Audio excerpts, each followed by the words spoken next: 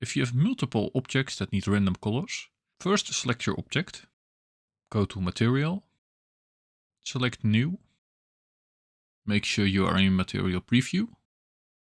Now go to the Shading tab, now go to the Node menu, hold middle mouse button to move around. Press Shift A and select Search. Type Object Info and select Random and left click to place it. Again select Shift A and click on Search. Type Color Ramp and click on it, and again left click to place it. Now connect the gray output from the random node with the vector input.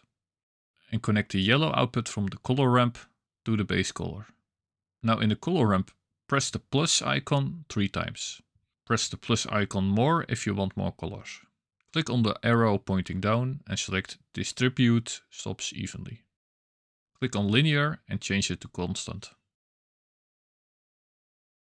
Now select each color and change it to the color you want.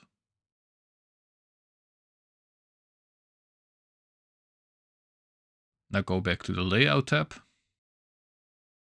Now select all the objects that need random colors.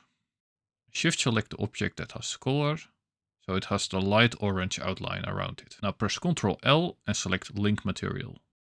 And now all objects have random colors.